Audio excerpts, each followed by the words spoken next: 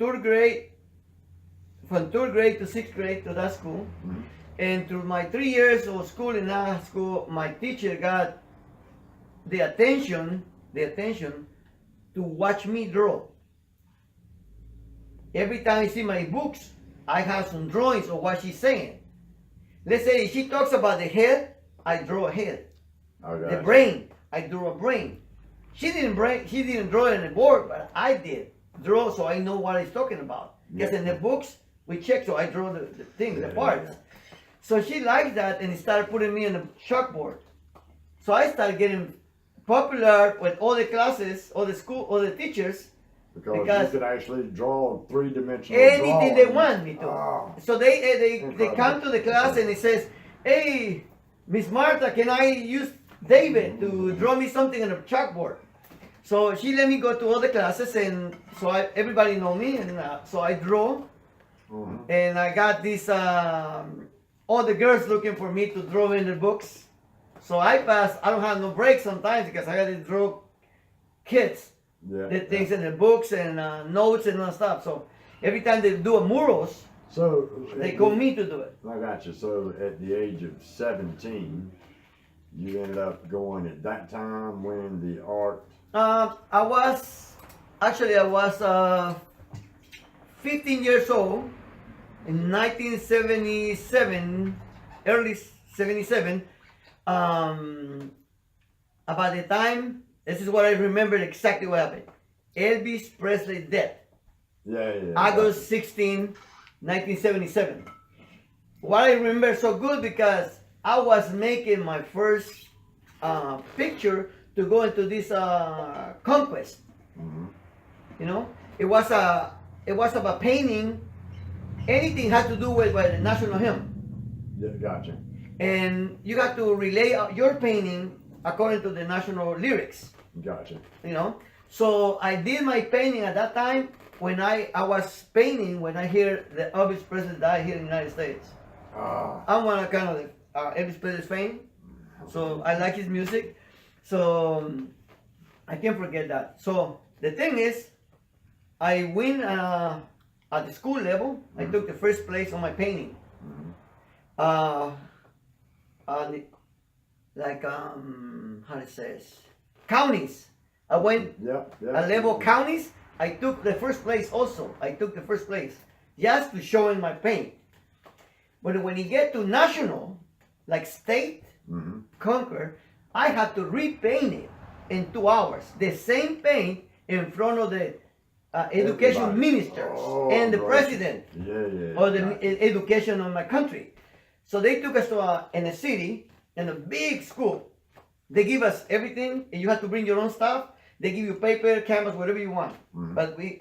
So I get my thing, and I draw by head perfectly. I learned how to draw the map of my country by head. Cut it up, put them in a 3D, and then I paint over it.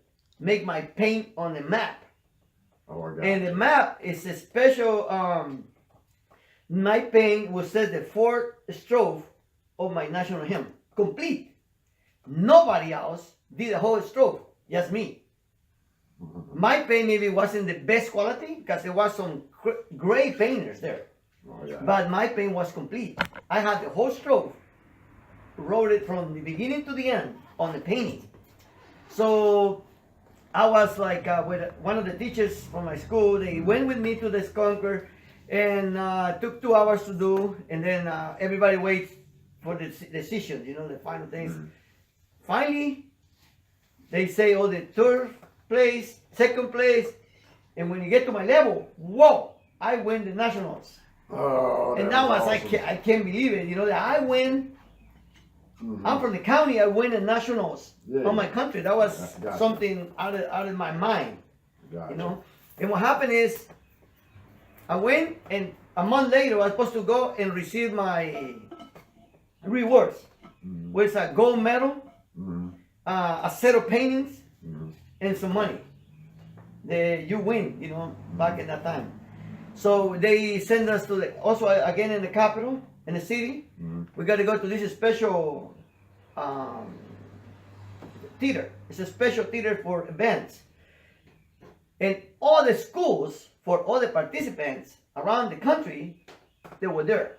Gotcha. So whoever win, the schools that were there The supporting schools him. was there. Each one of them had schools there supporting them. Gotcha. Exactly. I didn't. Mm. I didn't have nobody. My mom couldn't go. My dad didn't go. My school didn't go. I got to go by myself. But the funny thing is not that. The funny thing what's happening is I told my grandma, Grandma, I have to go to this event and I don't have no clothes to go. I just have a regular clothes. So she gave me a white pants and a yellow, like chicken yellow shirt. Ooh, I wish I'd have been there. Oh my God, but this was so embarrassment. But I couldn't let my grandma down. So I did put it for her. I did put my white pants and my yellow shirt. And I went to the event. I bet you look like John Travolta / Elvis Something like that, man. / Al Pacino. Like, how you doing? So I went to the event, and I went in there, and when they called my name, and I had to go in front of thousands of people that was there with the schools district, and the guy who present everything. He asked me, can you please? He's a school. Where are you from? Stand up. The school, can you please stand up? And nobody stood up. Everybody watching, nobody. Man. I feel like, oh my God, Yeah, I bet your eyes was filling with water, dude. You was by the time they told me that where my school, my people, my mom, my dad, everybody there to support me, I was just me. And I win the first place on nationals. So my eyes start watering, man. Shame, embarrassment, my clothes, everything was a disaster. So the guy who's directing the thing says, well, I guess there's nobody here. So I want to know who want to represent this guy. And everybody, thousands of kids and teachers that stand up and start applauses on it. I broke crying. They put my medal. I was crying. They give me my presents and everything, and I get out from the back door. I didn't turn back. I just went out of the building and go home. Yeah. You know, that was heartbroken. Heartbroken. Yeah. And I promised myself, and I'm doing this in public. This is the first time I'm saying this. I promised myself that I never would do any more art in my country. Because I was so heartbroken. I got you. So I never draw anymore since then. So let us talk about it. When did you jump the train?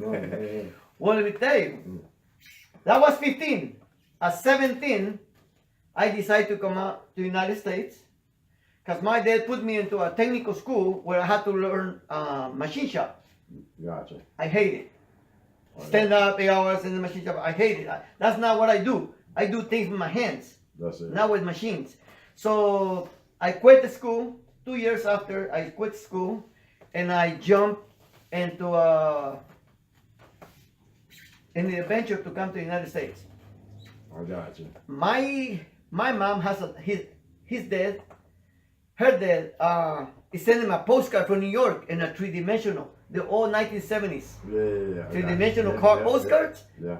New York in the state, the Empire State. Yeah, from air picture. Manhattan, yes.